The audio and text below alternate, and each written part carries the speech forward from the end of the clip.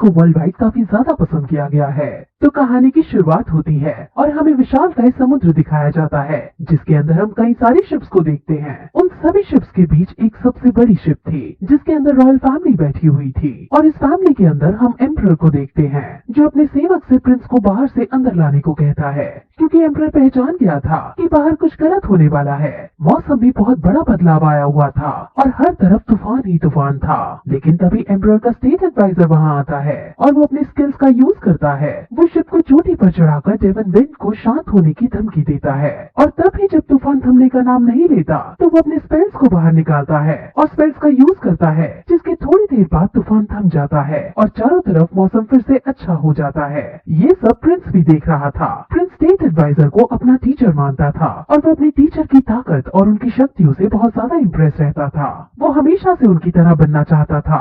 वहीं अब सेवक, जिसे एम्परर ने प्रिंस को लाने के लिए भेजा था, वो यहाँ पर आ जाता है और वो प्रिंस को वापस अंदर चलने को कहता है। लेकिन प्रिंस इतना ज्यादा शरारती था कि वो सेवक की कोई बात नहीं सुनता और वो अपनी मस्ती में ही लगा रहता है। सेवक उसे कहता भी है कि तुम यहाँ सेफ नहीं हो, लेकिन प्रिंस उसको ये कहकर वापस जाने को कहता है कि जब तक मेरा टीचर यहाँ है मुझे कोई हाथ भी नहीं लगा सकता है। उसके टीचर सच में इतने शक्तिशाली थे। वो सेवक उसे कई तरह से समझाते हैं, तुम्हारे पापा ने कई दशकों से अलग अलग खजाने की खोज की है और कई सारे पायरेट्स तुम्हारे पापा के खजाने को लूटने की फिराक में हैं। सेवक उसे एक जादुई पेंडेंट के बारे में बताता है जो उसके पापा के खजाने की कलेक्शन में था। इसका नाम यूक्सी है और ये एक तरह का जेड पेंडेंट है और ये जेड पेंडेंट इंसानों को चाहे तो दुनिया का राजा तक बना सकता है। अब सेवक कहता है कि इस सब खजाने की वजह से तुम्हें सुरक्षा में ही रहना चाहिए, लेकिन प्रिंस कुछ सोचकर उसको वापस जाने को कहता है और फिर खुद कुछ सोचते हुए वहाँ से चला जाता है। वहीं हम एम्परर को देखते हैं, जिसके पास स्टेट एडवाइजर आते हैं और स्टेट एडवाइजर का नाम ज़ेन किंग है। एम्परर ज़ेन किंग की तारीफ करता है क्योंकि उसने बड़ी बहादुरी से तूफान को रोक दिया था।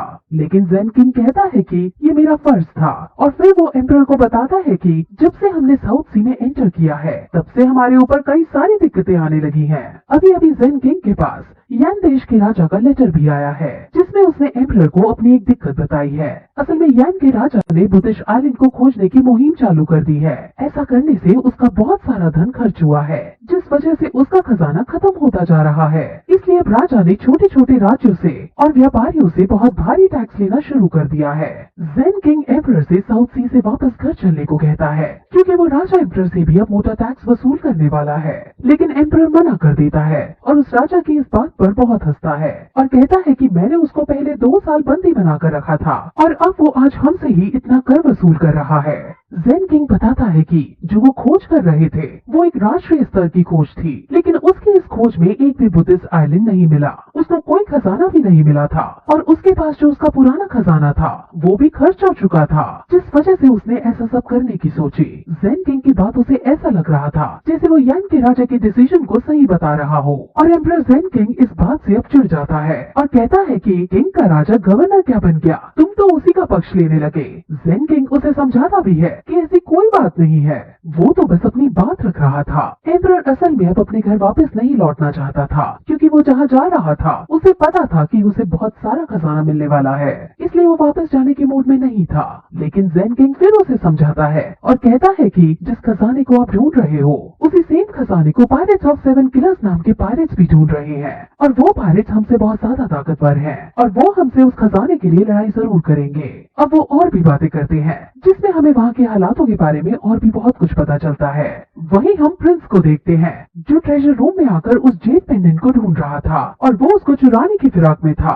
वो साथ ही साथ ये भी सोच रहा था कि आखिर उसके पापा ज़ेन किंग को इतना अवॉइड क्यों करते हैं। उन्हें ज़ेन किंग को इतना अवॉइड नहीं करना चाहिए। असल में प्रिंस ज़ेन किंग को बहुत ज्यादा मानता था और उसे ये अच्छा नहीं लगता था कि उसके पापा ज़ेन किंग को अवॉइड करते हैं। उसे ये भी पता था कि ज़ेन किंग उसके पापा के पास कुछ बात लेकर गया था, लेकिन अब भी उसके पापा ने उससे अच्छे से बात नहीं की थी। अब प्रिंस अपने काम में फिर जुट जाता है और काफी स्ट्रगल करने के बाद उसे फाइनली वो जेड सील पेंडेंट मिल जाता है। जेड सील एक ऐसा जादुई पेंडेंट है जो उनके शिप को समय समय पर दुश्मनों से बचाती रहती है।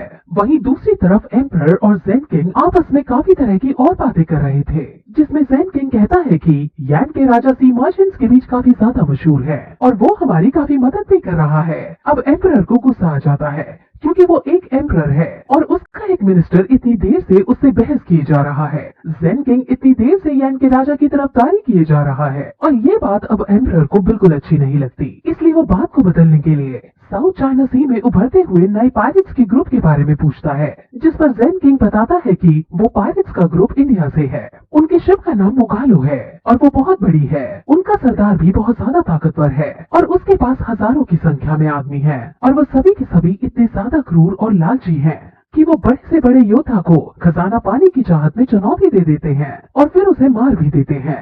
उनके सरदार ग्रीडी वॉल्फ हैं और ऐसा कहा जाता है कि उसके पास सी हिडन पर्ल की पावर भी है। अब ये क्या पावर है वो हमें आगे पता चलेगा। ये सब सुनकर एम्परर को और ज्यादा गुस्सा आ जाता है और कहता है कि तुमने ये सब मुझे पहले क्यों नहीं बताया। वो सिर्फ नॉर्मल पायरेट्स ही नहीं है बल्कि वो स्पिरिट पायरेट्स हैं जिनके पास लाखों की संख्या में सेलर हैं। लेकिन फिर भी एम्परर हिम्मत नहीं हारता और कहता है कि हमारा वंश भी कम शक्तिशाली नहीं है। अगर हमारा सामना उनसे हुआ तो हम उन्हें जरूर टक्कर देंगे। लेकिन जेन किंग एम्परर की बात को फिर से काट देता है और कहता है कि अभी हमारी सेना कमजोर है और हमारे पास इतना धन भी नहीं है जिसका यूज करके हम कोई युद्ध कर सके। आप दोबारा सोच लीजिए कि हमें करना क्या है। अब ये सब सुनकर एम्परर बौखला जाता है और गुस्से में कहता है कि आखिर तुम चाहते क्या हो।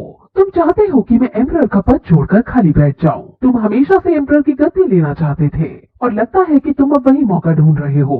जेन किंग एम्परर को शांत करने की कोशिश करता है और कहता है कि ऐसा कुछ भी नहीं है। वहीं दूसरी तरफ काफी ढूंढने के बाद प्रिंस को वो जेड सील पेंडेंट मिल जाता है और वो उसे पाकर बहुत खुश होता है और वो जैसे ही पीछे मुड़ता है वो अपने पापा को देखता है जो अजीब से शक्ल बनाते हुए उसे देख रहे थे। प्रिंस को लगता है कि उसके पापा बस अब उसे डांटने ही वाले हैं और वो उनसे माफी मांगने लगता है। लेकिन तभी जेन किंग वहाँ आ जाता है और वो एम्परर की पीठ में तलवार घुसेड़ देता है। प्रिंस ये सब देखकर काफी ज्यादा शॉक होता है और उसे कुछ समझ नहीं आता कि आखिर यहाँ ये हुआ क्या।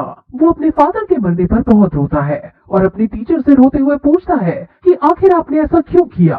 वो जोर जोर से चिल्लाने लगता है लेकिन तभी जेन किंग अपनी तलवार को प्रिंस के पास फेंक देता है और कहता है कि इस हथियार को पकड़ो। अब ये कहते ही वहाँ बहुत सारे सैनिक आने लगते हैं और फिर यही एपिसोड इस तरह खत्म हो जाता है।